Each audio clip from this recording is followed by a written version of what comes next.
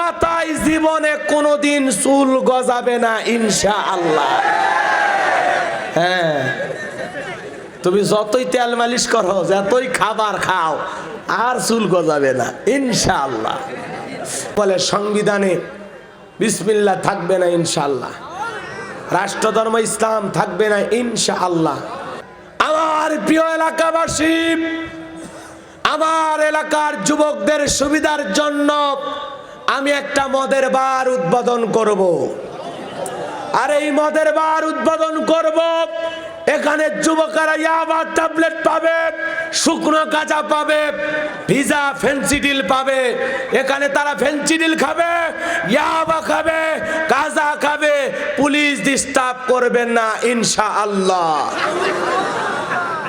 বাপ রে বাপ, পেপার, ইউটিউব, ইন্টারনেট, টেলিভিশন, সব জায়গায় খালি চকচকা মাথা। মানুষ পাগল হয়ে গেছে, বাপ রে বাপ, সব ভুলে মানুষ খালি ওয়াকেছে না।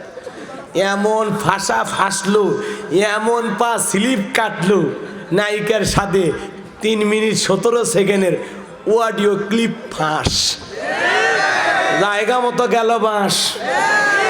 একেবারে একদিনের মধ্যেই মাননীয় প্রধানমন্ত্রী বলতেছে, আমি বুঝতাম তুমি ভালো, কিন্তু ভিতরে ভিতরে যে এত খারাপ। 24 ঘন্টার মধ্যে মন্ত্রী থেকে পদত্যাগপত্র জমা দিবি, সামনে অবস্থা খুব খারাপ। মন্ত্রীর থেকে পদত্যাগপত্র জমা দিয়ে পরের দিনে কানাডার উদ্দেশ্যে রওনা হচ্ছে কিনা আমি জানি না। কষ্ট হচ্ছে আপনাদের?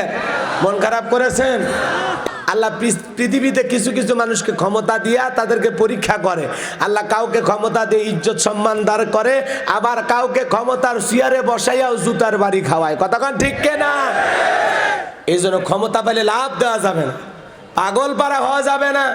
ক্ষমতাতে বসলে আল্লাহ সম্মান দিলে উল্টা পাল্টা কথা বলা যাবে না। কথা বলেন না কেন?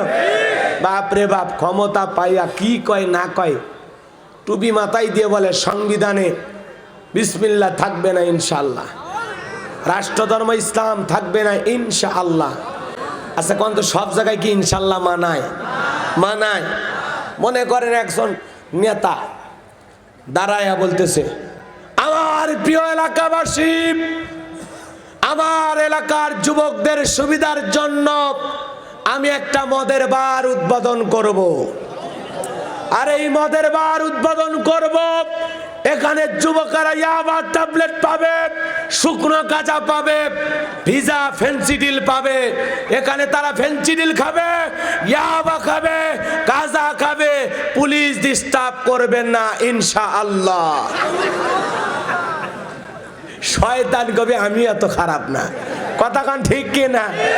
সব জায়গায় তো ইনশাআল্লাহ মানায় না। তুমি বিসমিল্লাহ কেটে বাদ দাও, আবার আল্লাহর নামই নাও। বিসমিল্লাহ পাঠাইছে জমিনে কে? হাই রে পাগল রে, তো তার সেরাও ছিঁড়ছিল ভাই, কত যে তার ছিঁড়ছে। কথা কন না কে? কথা বোঝেন নাই? বাপ রে বাপ, পেপার, ইউটিউব, ইন্টারনেট, টেলিভিশন, সব জায়গায় খালি চকচকা মাথা। মানুষ পাগল হয়ে গেছে, বাপ রে বাপ, সব ভুলে মানুষ খালি ওয়াকেছে না। এমন ফাঁসা ফাঁসলো, এমন পা স্লিপ কাটলো, নায়িকার সাথে 3 মিনিট 17 সেকেন্ডের অডিও ক্লিপ ফাঁস, জায়গা মতো গেল বাঁশ।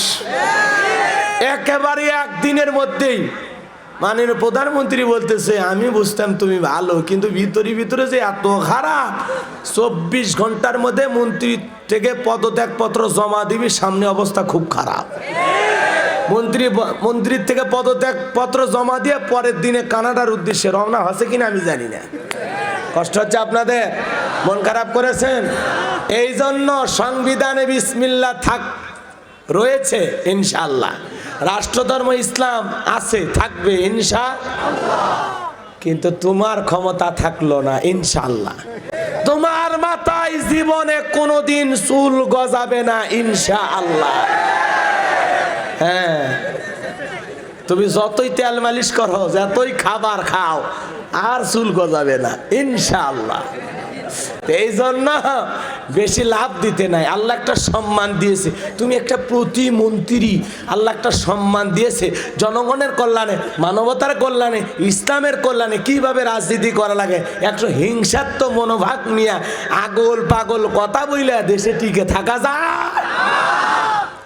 মহিলাদেরকে মানে মানুষই মনে করে না, ভোগের সামগ্রী মনে করে। কথা কন না কে? কি কুরুচিপূর্ণ কথাবার্তা বলতো। একটা মন্ত্রীর ভাষা যদি এত জঘন্য হয় মেনে নেওয়া যায়? ওগুলো বলবো অশিক্ষিত মূর্খরা। তো তোমার শিক্ষিত মানুষ একটা মন্ত্রী, তোমার ভাষা এরকম কেন হবে? আল্লাহ ওদের হেদায়েত দান করুক, জোরে কোন আমিন। আরো জোরে বলেন আমিন। কষ্ট পাইছেন মনে হয় এবার জানগো আমার, এই জন্য আল্লাহ পাক কাউকে ক্ষমতা দিয়ে সম্মানিত করে, আবার কাউকে ক্ষমতা দিয়ে বেইজ্জত করে। কথা বলেন ঠিক না? তার মানে ক্ষমতা পেয়ে তারা সম্মানিত হয় যারা আল্লাহর পক্ষে কাজ করে, ইসলামের পক্ষে কাজ করে, কোরআন সুন্নাহ নিয়ে কাজ করে, মানবতার কল্যাণে কাজ করে। কথা বলেন ঠিক না? বঙ্গবন্ধুর নামে মানুষ আজও দোয়া করে অন্তর থেকে, কারণ হলো তিনি এই দেশের জন্য যা করে গেছেন তা ভোলার মতো নয়। ইসলামী ফাউন্ডেশন গঠন করে গেছেন, যার মাধ্যমে বাংলাদেশের লক্ষ লক্ষ মসজিদে ফজরের সালাতের পরে আলিফ বা তা সা পড়ানো হয়। কথা বলেন ঠিক না? যেই নেতা কোরআন শিক্ষার ব্যবস্থা চালু করে যেতে পারে সেই নেতাদের জন্য কলিজার থেকে দোয়া করার দরকার আছে না নাই? বাঙালির শ্রেষ্ঠ বাঙালি বঙ্গবন্ধু শেখ মুজিবুর রহমান, আল্লাহ তার এই গোলামের কবরকে জান্নাতের বাগান বানায় দেন। জোরে কোন আমিন। আরো জোরে বলেন আমিন। যারা দেশের কল্যাণে, মানবতার কল্যাণে, ইসলামের কল্যাণে আলেমদেরকে মহব্বত করত, বঙ্গবন্ধু কলিজা দিয়ে আলেমদেরকে ভালোবাসতো। কথা বলেন ঠিক না? হামিদ খান ভাসানীর সাথে বঙ্গবন্ধুর একটা সুসম্পর্ক ছিল না? কথা বলেন না কেন?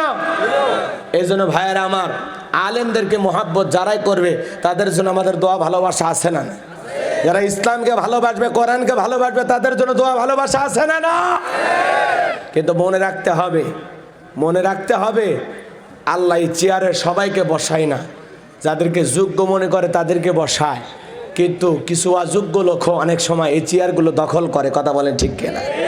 যার কারণে সমাজে দিন দিন ফিতনা, ফাসাদ, অশ্লীলতা, নোংরামি চালু হয়। কথা বলেন ঠিক কিনা? এই জন্য আমরা আল্লাহর কাছে বারবার বলবো, আল্লাহ আমাদের অভিভাবক যারা হবে তাদেরকে দিন দরদি বানাও। জোরে কোন আমিন। সম্মানিত ভাইয়েরা আমার, দিলের কানটা লাগায় কথাগুলো শুনবেন। বাজান গো আমার, এক নাম্বার আয়াতকে বুঝাইতে গিয়ে আরো কিছু গুরুত্বপূর্ণ ঘটনা, কিছু গুরুত্বপূর্ণ কথা বলা দরকার, কিন্তু সময় একেবারেই কম। এই জন্য আমি ওই দিকে আর যেতে পারলাম না।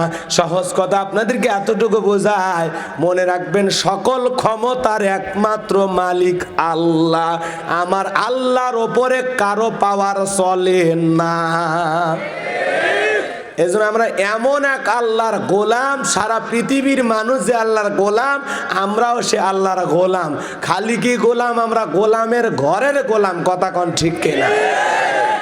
এই জন্য টেনশন নেবার কোনো কারণ নাই। যার আল্লাহ আছে তার পুরো পৃথিবী আছে, যার আল্লাহ নাই তার কাছে কিছুই নাই।